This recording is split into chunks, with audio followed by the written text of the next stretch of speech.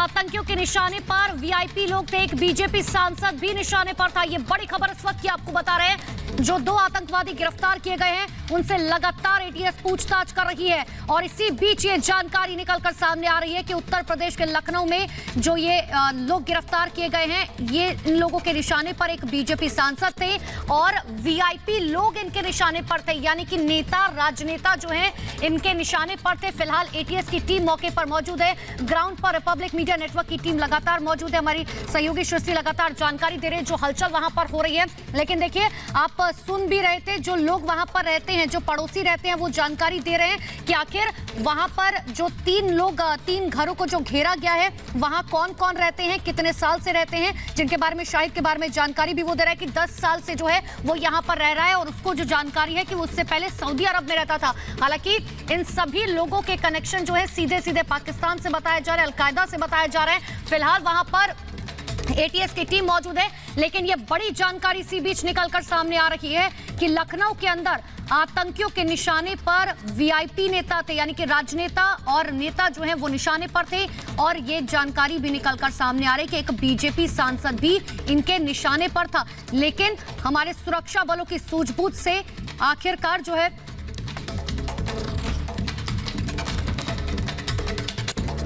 और ज्यादा जानकारी के लिए सीधे ले चलते हैं आपको राजधानी दिल्ली, जो हमारे सहयोगी अतुल कृष्णन सीधे हमारे साथ जुड़ चुका। अतुल, ये बहुत बड़ी जानकारी है और ये बहुत बड़ा खतरा था जिससे आखिरकार एटीएस ने टाल दिया कि वीआईपी लोग निशाने पर थे और एक बीजेपी सांसद भी इनके निशाने पर था।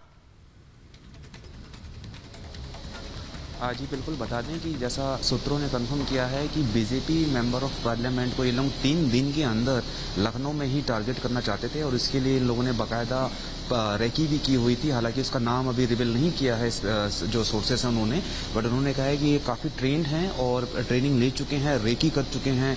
बीजेपी एमपी को सिर्फ इसीलिए मारना चाहते थे क्योंकि बीजेपी के जो पॉलिसीज़ है उसके ये लोग खिलाफ हैं।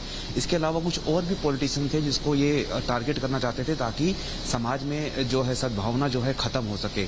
तो ऐसे में जो यूपी एटीएस है वो काफ़ी दिनों से इनको ट्रैक कर रही थी और लगभग मैं आपको बता दूं पिछले 7 दिनों से तो ताबड़तोड़ इन लोगों ने जो है रेड की है अनेक जगह पे इनको पकड़ने के लिए। ऐसा नहीं है कि पहली बार में ही ये पकड़ाई में आ गए हैं। और जो सोर्सेज उन्होंने कंफर्म किया है कि ये जो आतंकवादी हैं इनका अलकायदा के संबंध होने के साथ साथ और भी कई जगह से लिंक निकल कर आ रहा है। अभी इनके जो भी पास से रिकवरी हो रही है, चाहे वो टाइम बम की हो, चाहे 2 प्रेशर कुकर्स की हो, चाहे फायर आर्म्स की हो, उन सब की भी ली जाएगी डिटेल्स कि इन्होंने कहाँ से बनाना सीखा। क्योंकि अगर ये बम बनाना खुद जानते हैं तो जायज़ सी बात है ट्रेनिंग लेने कहाँ कहाँ गए थे, इनकी पूरी हिस्ट्री चेक की जाएगी और ये हिस्ट्री में ये होगा कि ये कहाँ कहाँ ट्रैवल किया, उस ट्रैवल में ये कहाँ कहाँ रहे और अगर ये यहाँ से दुबई जाते हैं तो दुबई से कहाँ गए, वहाँ पे किस किस लोगों से मिला।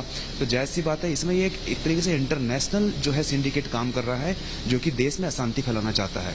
बिल्कुल अतुल, आप बहुत बड़ी जानकारी आपने दी है कि एक बारी में जो है ये आतंकवादी पकड़ में नहीं आए थे, जगह जगह छापेमारी और कई दिनों से चल रही थी। लगातार आपको लिए चलते हैं ग्राउंड जीरो पर जो है जहां पर हमारी सहयोगी सृष्टि पांडे लगातार बनी हुई है। सृष्टि, अभी वहां पर क्या हलचल है? और ये भी जानकारी निकलकर सामने आ रही है कि एक बीजेपी सांसद जो है इन आतंकवादियों के निशाने पर था।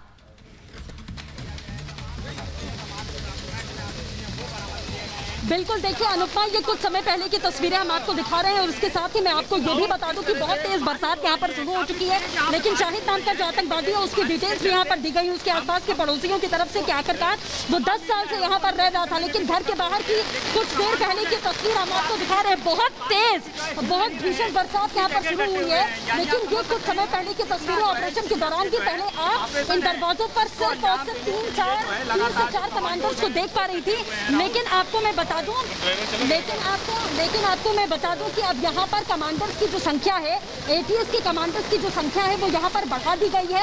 और अब 2 गेट आपको दिखाई दे रहे होंगे। कुछ समय पहले की तस्वीर है जब कमांडर्स की संख्या बढ़ाई गई थी कि यहाँ दोनों गेटों पर चारों ओर से अब निगरानी रखी जा रही है फोर्स के साथ। आप ये देखिए कि किस तरीके की तैयारी यहाँ पर की गई थी। कुछ समय पहले की ये तस्वीर है और अंदर कुकर, प्रेशर बम हो सकता है, ये जानकारी मिली और उसके बाद में ये एक्शन, कुछ समय पहले की तस्वीरों के साथ में एक्शन की तस्वीर आप देखिए कि चारों ओर अब कमांडर्स की संख्या यहाँ बढ़ा दी गई है, यानी कि अंदर जरूर कुछ संदिग्ध है और कुछ जानकारी यहाँ पर मिली है। हालांकि जो आला अधिकारी है वो अभी कुछ भी जवाब नहीं देंगे, क्योंकि जिस तरीके का ये संवेदनशील ऑपरेशन है इसे इम्प्लीमेंट करवाना अभी बहुत जरूरी है और हम भी अपनी जिम्मेदारी के साथ में कुछ दूरी पर खड़े होकर ये तस्वीरें आपको दिखाने की कोशिश कर रहे हैं। आंधी तूफान के साथ में भारी बरसात का आगाज हो चुका है, लेकिन ऑपरेशन यहाँ लगातार जारी है। अलकायदा के ये दोनों आतंकवादी बताए जा रहे हैं, इनका कनेक्शन और भी लोगों से जुड़ा हुआ हो सकता है।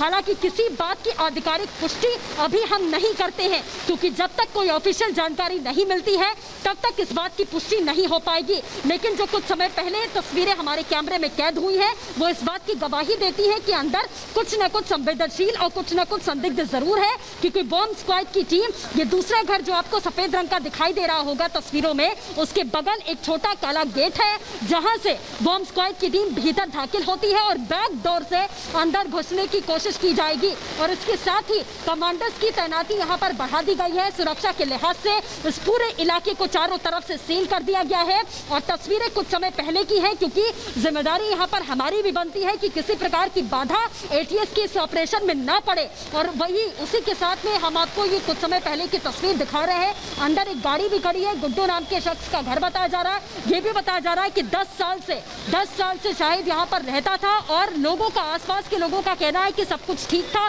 किसी प्रकार की समस्या नहीं थी। लेकिन सबसे बड़ी बात ये समझने वाली है कि जब इस तरीके के लोग, इस तरीके के आतंकवादी कहीं भेष बदल कर रहते हैं तो आसपास में अपनी इमेज बेहतर तरीके से वो बनाते हैं। विवेक हमारे सहयोगी जुड़े हुए हैं लगातार ग्राउंड पर हमारे साथ। विवेक की कुछ समय पहले की तस्वीर हम दिखा रहे हैं, लेकिन जो आसपास के लोग हैं उनसे क्या कुछ जानकारी मिल पाई है? आप उनसे बातचीत कर रहे थे, क्या जानकारी मिली? किसका घर है, कौन रहता था, कितने साल से रहता था? विवेक, देखिए मैं सीधे उन्हीं से बात करता हूं जो इनके पड़ोसी हैं। आलम नाम है इनका और इन्होंने तमाम अलग अलग जानकारी दी। आलम साहब, सबसे पहली बात तो ये बताइए कि आप इन लोगों के, आप कितने पहले से इन लोग को जानते हैं, कितने पुराने जानने वाले हैं? ये हमारे पड़ोस में है, लमसम हम 12 साल से इनको जानते हैं। कौन कौन है ये तीनों लोग का नाम बताइए, जो तीनों लोग को जिनके यहाँ पे रेड पड़ रही है, कौन कौन लोग? ये हमारे घर में एक पहला घर जो है वो शाहिद साहब और गुड्डू, दूसरा घर जो है वो सिराज साहब है, उसके बगल में उनके भाई रियाज साहब है। तीनों घर को पुलिस ने अपना कब्जे में ले रखा है। तीनों क्या एक दूसरे के, मतलब एक ही फैमिली के लोग हैं? अलग अलग? तीनों की फैमिली अलग अलग है, बस ये पड़ोसी कहा जा सकता है कि पड़ोस के हैं तीनों। क्या काम करते थे लोग? चाहे सिराज साहब और रियाज साहब गवर्नमेंट जॉब में थे, वो 5-6 साल पहले लमसम रिटायर हुए हैं जी। कौन से विभाग में थे ये लोग? विभाग सर हम नहीं बता पाएंगे, लेकिन अच्छा, दो लोग सरकारी डिपार्टमेंट थे और एक लोग क्या करते थे? एक लोग अपना बाहर जॉब करते थे। बाहर कहाँ, मतलब देश के बाहर? हाँ, सऊदी में 9 साल पहले वहाँ थे, उसके बाद यहीं रह रहे हैं। अभी यहीं रह रहे हैं और बाकी 2 लोग यहीं रहते हैं? जी जी जी। अच्छा, ये कहा जा रहा है कि ये लोग आतंकी हैं और पाकिस्तान का कनेक्शन है, इस तरीके की बात सामने। कभी आप लोग कोई ऐसी गतिविधि दिखी क्या? सर हमने ना कोई ऐसी गतिविधि देखी है, ना हमें इसके बारे में कोई जानकारी। आप क्या करते हैं? आप क्या सर हमारा 3 महीना पहले इस कॉम्प्लेक्स में एक छोटी सी दुकान थी और लॉकडाउन के दरमियान उसको हमने बंद कर दिया था जी। अब उसका फर्नीचर वगैरह हम यहाँ, इनके घर पे आना जाना होता था? हाँ, मिलना जुलना होता था, अच्छे से मिलते थे। बातचीत के दौरान कोई ऐसा व्यवहार समझे, क्योंकि ये कहा जा रहा है कि उनके घर में बॉम्ब मिले हैं, कुकर बॉम्ब मिले? सर जो कुछ भी मिला है वो उसके बारे में हमें कोई जानकारी नहीं है, लेकिन जो भी है वो आप लोग के माध्यम से हमें जानकारी मिल रही है। अच्छा, क्या कभी मतलब बाहरी लोग, तमाम लोग आते जाते रहे हों, ऐसा कुछ ऐसा कभी आप? नहीं, कभी ना मैंने कोई भीड़ भाड़ देखा है, ना कोई शोरगुल देखा है। ये लोग शांत स्वभाव के थे, अच्छे से रहते थे, मिलना जुलना हम लोग से अच्छे से होता था। कोई ऐसी गतिविधि जो आप बताना चाहें जो कभी भी आपको शक के दायरे में आई? नहीं, हमें ना कभी ऐसे देखने को मिला है, ना ऐसी जानकारी हमें। इनकी फैमिली में और कौन कौन लोग थे, मतलब बच्चे या फैमिली में माँ बाप? ये मैं कहना चाहूँगा, इसमें 3 घर हैं, तीनों घरों में किस फैमिली के लिए आप जानकारी चाहिए? तीनों की फैमिली के बारे में अगर आप एक एक करके बताओ। हाँ, गुड्डू साहब जो शाहिद साहब हैं, उनका घरेलू नाम गुड्डू है। गुड्डू साहब की छोटी सी फैमिली है, मियाँ बीबी हैं, 2 बच्चे हैं उनके। जी जी। बाकी दूसरे दो? हाँ, जो सिराज साहब हैं उनका भी अपना छोटा सा परिवार है। अच्छा, उनके बच्चे वो कहीं कि वो उनका क्या? उनके बालिग हैं। एक हसन साहब हैं, वो अपना कोई प्राइवेट कंपनी में जॉब करते हैं। एक अली साहब हैं, वो भी घर ही में रहते हैं। उनका कोई लेन देन इन सब से आपको समझ में? कभी कोई ऐसी गतिविधि जो? नहीं जी नहीं, ऐसा नहीं। ये आपने देखा और समझने की कोशिश करी कि ये उनके पड़ोसी हैं और उनका कहना है कि इनके जस्ट जहाँ पे आज रेड्स पड़ रही हैं वहीं पर इनकी शॉप रही है, और लेकिन उनका जो तीनों परिवार का जो व्यवहार रहा है वो सामान्य रहा है। कभी भी उनमें कोई भी समस्या देखने को नहीं मिली या कोई भी ऐसी गतिविधि देखने को नहीं मिली जिससे शक के दायरे में उनको लाया जा सके। लेकिन फिलहाल ये माना जा सकता है कि उन लोगों के बीच में एक तरीके से जो अभी फिलहाल जो यूपी एटीएस और बाकी लोग की जो चीज़ें चल रही हैं उसमें ये माना जा सकता है कि अभी जो गतिविधियाँ या यूपी एटीएस के जो सोर्स जो बता रहे हैं उसमें कई अलग अलग चीज़ें देखने में सामने आ रही हैं। और अगर अभी दिखाना चाहूँ, यहाँ पे फिलहाल बारिश चल रही है, लेकिन आप देखिए कि जो यूपी एटीएस की जो टीमें हैं आप देखिए कि सामने की तरफ में खड़ी हैं और पूरे एरिया को जो है वो एक तरीके से घेर लिया गया है। किसी भी सामान्य पब्लिक को यहाँ पर आने जाने की अनुमति नहीं है। एटीएस के कमांडोज आप सामने अगर कैमरे पे देख पाएं तो एटीएस के कमांडोज ने पूरे एरिया को एकदम घेर रखा हुआ है। बताया जा रहा है कि कुल पिछले 3 घंटे, लगभग ये तीसरा घंटा चल रहा है जब ये पूरी छानबीन शुरू है, और तीनों घरों में फिलहाल यूपी एटीएस अंदर है। और ये कहा जा रहा है कि 2 लोग की गिरफ्तारी की बात फिलहाल आ रही है। एक की गिरफ्तारी को लेकर कभी कुछ नहीं कहा जा सकता है, लेकिन ये अलग अलग जो जानकारियां हैं वो फिलहाल अभी हम शेयर कर पा रहे हैं। माना जा रहा है कि जब इनसे छानबीन करने के साथ साथ जब इनसे पूछताछ करके यूपी एटीएस बाहर निकलेगी तो कई और जानकारियां निकल के सामने आ सकती है। इसके साथ साथ ये भी बताया जा रहा है, सोर्स हमारे ये बता रहे हैं कि एडीजी लॉ एंड ऑर्डर जो है प्रशांत कुमार, वो देर शाम 5 बजे प्रेस कॉन्फ्रेंस कर सकते हैं और वो इस पूरे मामले का खुलासा कर सकते हैं। तो ये फिलहाल जो तमाम जानकारियाँ वो हम आपको शेयर कर रहे हैं। काकोरी का ये एरिया है और यहाँ पर ये बताया जा रहा है कि ये